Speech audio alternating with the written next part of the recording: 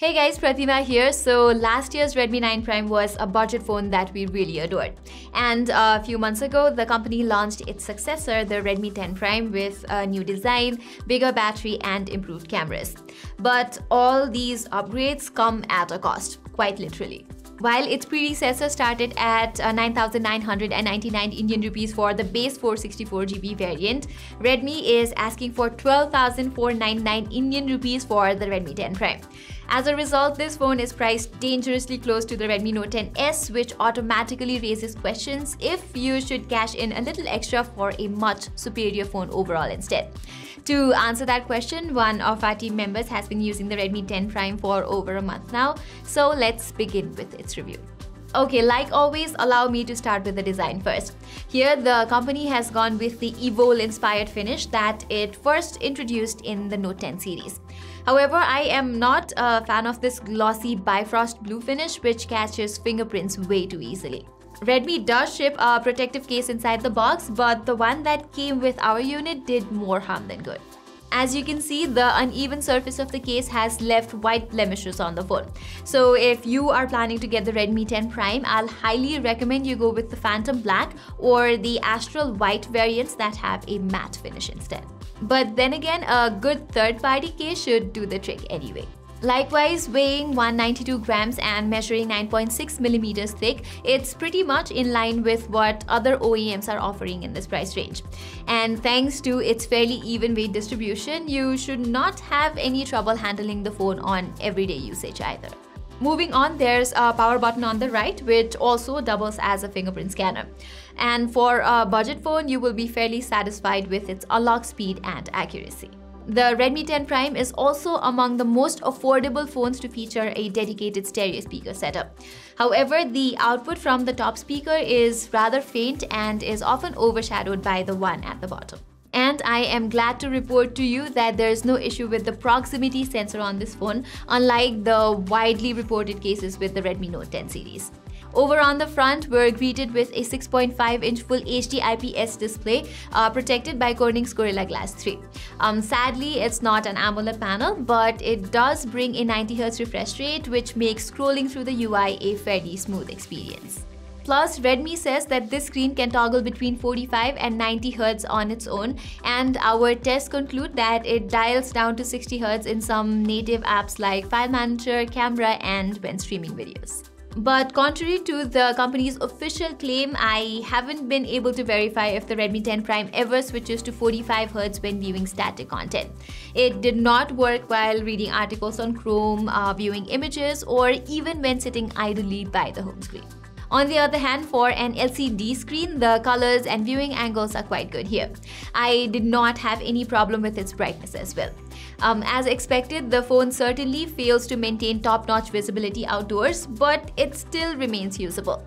Plus, this display is also Wideband L1 certified, meaning that you can stream HD content from Netflix and other streaming platforms just fine. But at the end of the day, it is simply no match for an AMOLED panel that you will find on similarly priced phones like the Redmi Note 10s or the Galaxy F22. As for the performance, I would say that it's on par with the competition.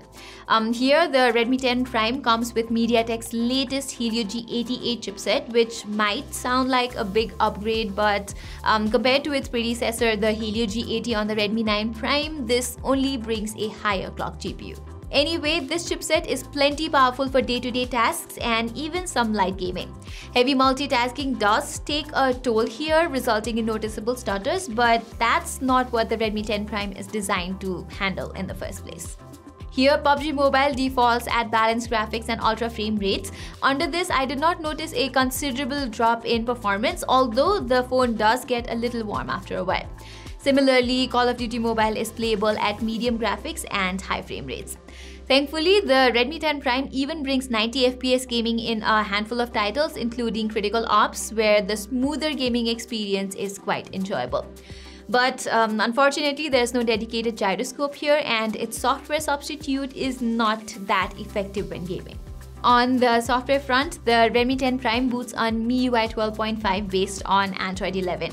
While it comes preloaded with a bunch of Xiaomi apps, you can now uninstall most of them. Apart from our well-documented dark mode optimization complaint, another area where I feel MIUI lagging behind, at least on this base variant of the Redmi 10 Prime, is RAM management. The phone is simply unable to hold apps for too long, which can get frustrating at times.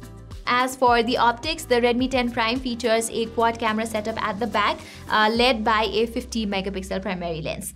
This is followed by an 8 megapixel ultra-wide and a couple of 2 megapixel sensors for macro and depth sensing. Up front, you'll find an 8 megapixel selfie shooter. Here, the photos from the primary camera have a certain level of unnatural sharpening, while the colors look a bit muted too.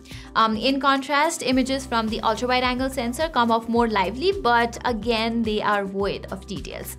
Moving on, the portrait images do tone down the sharpening by a bit, although the edge detection is not that great and the background exposure management is also off, as evident from these samples.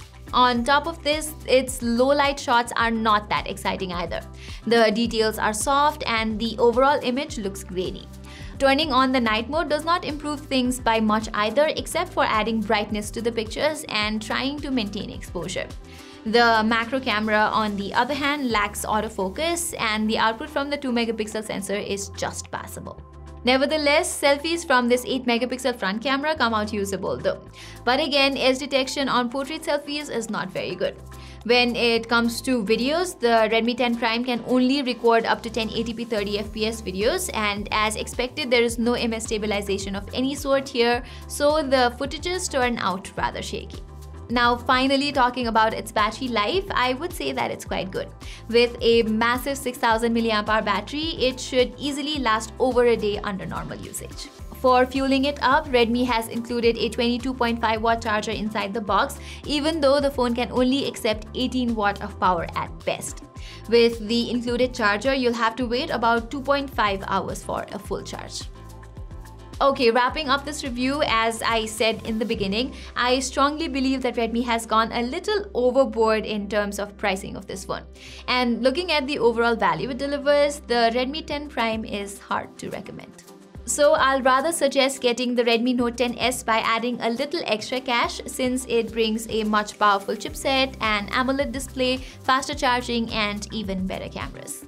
So there you have it guys, our full review of the Redmi 10 Prime. We will be coming up with more interesting tech videos like this one. So for that, don't forget to subscribe to Gadget Byte and hit that bell icon. Till then, I'm Pratima and I will see you in my next video.